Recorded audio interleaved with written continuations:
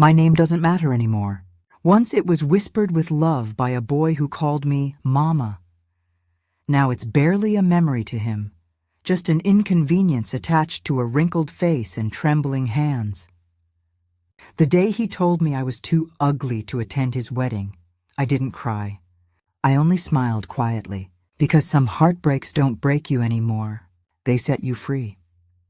Before we continue, I just want to say thank you for taking the time to hear my story.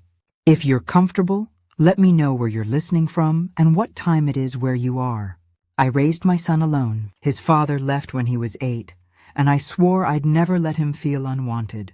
I worked nights at the hospital cafeteria, scrubbed floors, saved every penny for his schooling. I missed birthdays, skipped meals, and wore the same gray coat for years so he could wear new shoes. Love, I thought, would be enough to keep us close. I was wrong. As he grew older, pride replaced tenderness. His eyes began to scan the world like it owed him more than what he had. He despised small things, small houses, small cars, small lives. I became one of those small things. When he got his first job in the city, he stopped calling me Mom. He said Mother instead, like a title you give someone you've outgrown. The last time he visited, he brought his fiancée. She was beautiful, tall, polished, the kind of woman who made rooms hush. Her smile was warm, but her eyes were sharp, scanning my humble kitchen like a place she'd never step foot in again. I offered her tea. She declined. My son just laughed and said, "Don't worry, Mother. She's not used to this kind of setup." A few weeks later, he called. His tone was distant, almost rehearsed. "Mom," he said, "we've been talking, and we think it's best if you don't come to the wedding. It's not that we don't love you, but—" He paused. "It's just, you don't look well these days. I don't want people to misunderstand." His words crawled through the phone like poison. Too ugly, too poor, too inconvenient. That night I sat by my mirror, the same mirror that had seen my youth, my laughter, my tears. Wrinkles framed my face like rivers of time.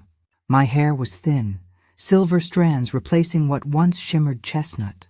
I wasn't ugly. I was just human, weathered by years of giving, and yet, to him, I had become something to hide.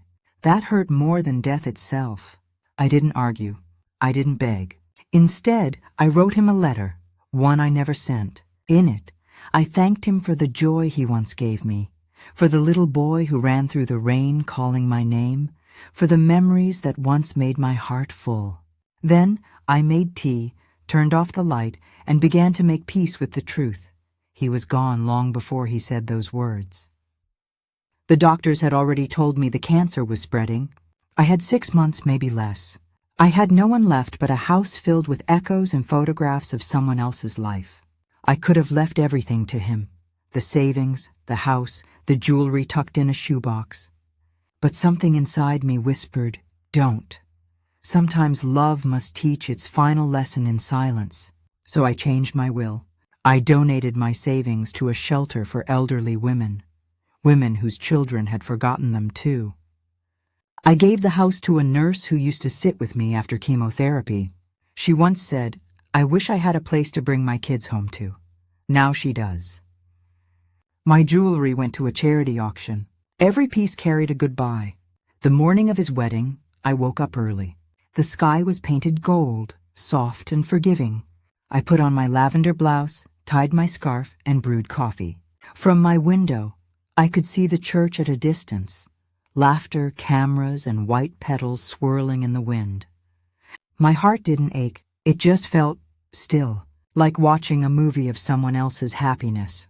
He was smiling in every photo online. Hands around his new wife, laughter echoing in captions. "The happiest day of my life," he wrote.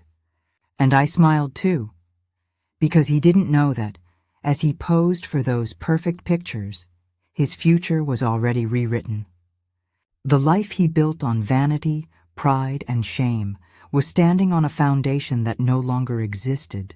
A month later, he called me. I could hear the joy still in his voice. "Hey, Mom, we're back from the honeymoon." Let's celebrate soon, I told him gently. Of course, dear. I'd love that. He didn't know I was lying in a hospital bed, a small tube in my arm, and peace in my chest. I didn't want revenge. I just wanted closure, quiet, graceful, eternal. When he finally came to visit, it wasn't to celebrate. It was after the lawyer called him. The look on his face when he learned he'd been left with nothing, not even the house, was something I'll never forget. Anger, disbelief, pride collapsing all at once. "You can't do this to me," he shouted. But I already had, not out of spite but truth. I looked at him one last time and whispered, "I didn't take anything from you, son. You took it yourself, the day you told me I wasn't fit to be seen." His eyes softened for a moment, but the damage was already done. Vanity had stolen his soul long before my cancer could take my body. That was the saddest part, watching pride destroy love. That night I wrote my final entry. "You said I was too ugly to be seen," I wrote, "but today the whole world saw who you really are." I wasn't bitter. I was free. I'd spent a lifetime giving everything away, my youth, my sleep, my health, and for the first time I kept something just for me, my dignity, my peace, my silence. If you're listening to this, maybe you felt invisible too. Maybe someone you love made you feel small. I want you to remember this. The world's beauty doesn't fade with time. It deepens. Wrinkles are just the handwriting of a life well lived. So smile, my dear. You are enough. And if this story touched your heart, please like, comment, and subscribe. Your presence here keeps stories like mine alive.